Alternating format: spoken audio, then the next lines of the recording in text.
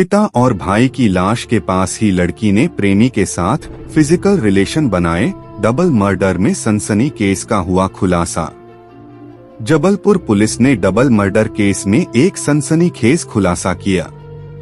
Police के मुताबिक पिता और भाई की हत्या के बाद नाबालिग लड़की ने उसी मौके वारदात पर अपने प्रेमी के साथ फिजिकल रिलेशन बनाए थे। इसके अलावा जहां भी मौका मिलता था वो फिजिकल रिलेशन बनाते रहते थे।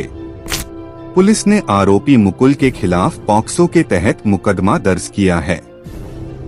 मध्य प्रदेश में जबलपुर शहर के भीतर पिता पुत्र के डबल मर्डर केस में एक सनसनीखेज खुलासा सामने आया है।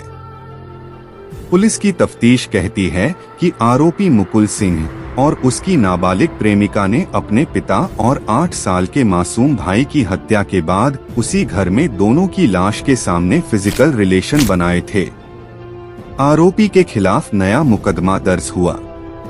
इस नए खुलासे के बाद अब जबलपुर पुलिस ने मुकुल सिंह के खिलाफ मुकदमे में एक नई संगीन धारा 376 के तहत भी एफआईआर दर्ज की है, क्योंकि उसकी प्रेमिका अभी नाबालिग है। जबलपुर डबल मर्डर केस के सिलसिले में पुलिस ने बताया कि इस हत्या के बाद दोनों आरोपी देश के अलग अलग शहरों में पुलिस से बचने के लिए 75 दिनों तक फरार रहे। जबलपुर प्रेमी के साथ सेक्स करने के लिए पिता और भाई की हत्या के बाद हैवान बिटियान ने घर पर ही प्रेमी के साथ किया सेक्स। थकने के बाद मैगी बनाई। घर से भागने के बाद चलती ट्रेन से लेकर खड़ी ट्रेन के बर्थ बाथरूम में भी हवस नहीं रुकी। होटलों में भी दिन रात किया सेक्स और सिर्फ सेक्स। पुलिस के मुताबिक इस दौरान मुकुल और उसकी नाबालिग प्रेमिका ने पैसे खत्म हो जाने के बाद ट्रेन में यात्रियों के बचे हुए खाने को खाकर गुजारा किया था। इसके अलावा कई शहरों में लंगर या भंडारे में खाना खाते थे। पुलिस की पूछताछ में दोनों आरोपियों ने बताया कि उन्हें जहां भी मौका मिलता था वह फिजिकल रिलेशन जरूर बनाते थे। हत्या के बाद बनाए फिजिकल रिलेशन में आए। सिविल लाइन थाना प्रभारी धीरज राज के मुताबिक 15 मार्च को राजकुमार विश्वकर्मा और उनके 8 साल के बेटे तनिष्क की हत्या के बाद आरोपी मुकुल और उसकी प्रेमिका यानी मृतक की बेटी ने फिजिकल रिलेशन बनाए थे। डबल मर्डर के बाद दोनों ने पहले फ्लैट के फर्श पर फैले खून को साफ किया और फिर संबंध बनाए। पॉक्सो एक्ट की धारा में मुकदमा दर्ज। पुलिस ने बताया कि दोनों आरोपी ट्रेन में भी सेक्स करते थे। वह किसी भी स्टेशन पर ट्रेन के खुलने से 2-3 घंटे पहले पहुंच जाते थे और खाली कोच में पहुंचकर फिजिकल रिलेशन बनाते थे। आरोपी मुकुल को 7 दिन की रिमांड पर लेने के बाद मिलेनियम कॉलोनी ले जाया गया। पुलिस ने उससे पूछताछ करते हुए क्राइम सीन की पूरी जानकारी ली है। ऐसा माना जा रहा है कि पुलिस मौके वारदात पर जाकर क्राइम सीन को रिक्रिएट कर सकती है। चूंकि मुकुल की प्रेमिका नाबालिग है और उसके साथ उसने फिजिकल रिलेशन भी बनाए, लिहाजा उसके खिलाफ पॉक्सो की धारा के तहत मुकदमा दर्ज किया गया। ये तो हो गई पहली स्टोरी। अब बढ़ते हैं अगली स्टोरी के तरफ। बीवी से सुंदर थी साली इसलिए पत्नी को मार दिया। शर्ट के 3 बटन ने खोला आरोपी का राज।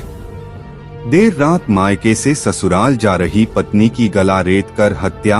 आरोपी का कहना है उसकी बीवी सुंदर नहीं थी और वो अपनी साली के साथ रहना चाहता था, इसलिए बीवी को रास्ते से हटा दिया। जानिए पूरा मामला। बिहार से बड़ा मामला सामने आया है, जहां पर जीजा ने अपनी साली से शादी करने के लिए घिनौनी वारदात को अंजाम दिया। मामले का खुलासा होने पर परिवार वाले भी हैरान रह गए। पूरा मामला बिहार के सहरसा का है, जहां पर शनिवार की रात पति के साथ मायके से ससुराल जा रही महिला की गला रेत कर हत्या कर दी गई। पुलिस ने महिला के पति को गिरफ्तार कर लिया है और मौके से चाकू भी बरामद किया गया है। पुलिस ने पूछताछ की तो आरोपी नितेश यादव ने अपना गुनाह कबूल किया। उसने बताया कि वो अपनी साली से शादी करना चाहता था, इसलिए बीवी सिया यादव को रास्ते से हटा दिया। बीवी सुंदर नहीं इसलिए मार डाला।